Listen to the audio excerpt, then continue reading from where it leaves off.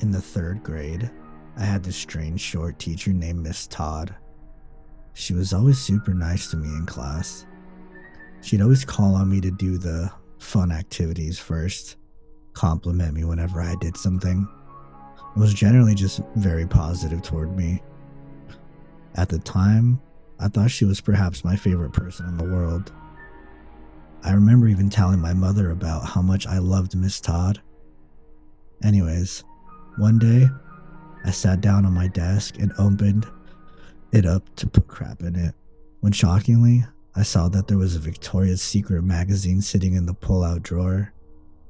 The kid next to me noticed how shocked I was.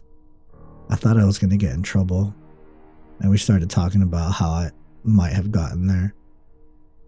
Almost immediately, Miss Todd walks up and asks, "What have you got there?" I was seriously confused and told her it was sitting in my desk when I got there this morning. Well, she looks at me and tells me that the kid sitting next to me must have put it there.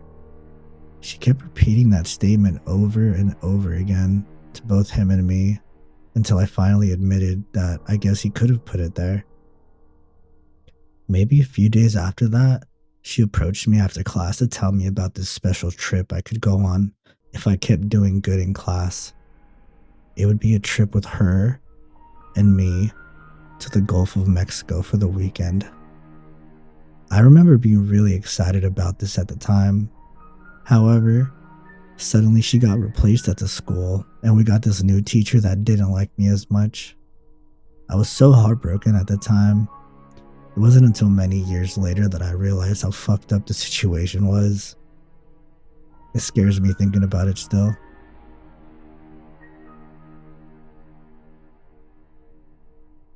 I was around 11 years old, and I woke up in the middle of the night to a man straddled on top of me with his hand over my mouth and nose. He told me to roll over and not scream. I rolled onto the floor and tried to scream bloody murder. I say tried because when you are truly terrified, it can take you a second to find your voice. My mom heard me screaming and came in and fought with the guy. He was at least 6 foot, she was 5'3". I scared him enough with the fighting and screaming that he took out the window he had come in through. They never did catch him, by the way.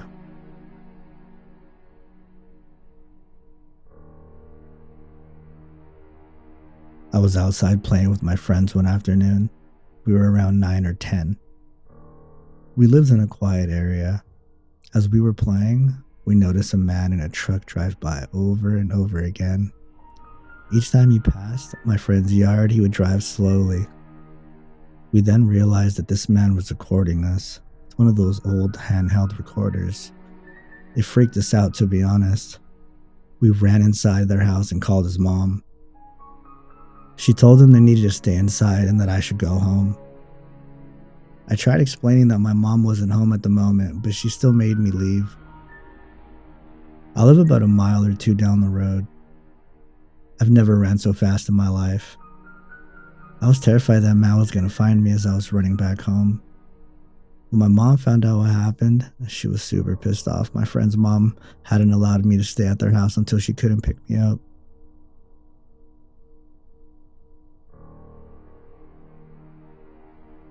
When I was a kid and lived in my old apartment, my mom befriended the downstairs neighbor and would often invite her over for coffee and tea because she was always so lonely. A few weeks went by without hearing from her, so we go downstairs and knock on her door. It was like a movie where when you knocked, the door slowly crept open, as if it had been this way for a while. We walked inside and found her in the bathtub covered in blood, and the smell was disgusting. Apparently, the lady's girlfriend left her and she couldn't handle the pain. My mom's way of comforting me was, "Don't worry, Mark. She was our friend, so she won't haunt us." Gee, thanks, Mom.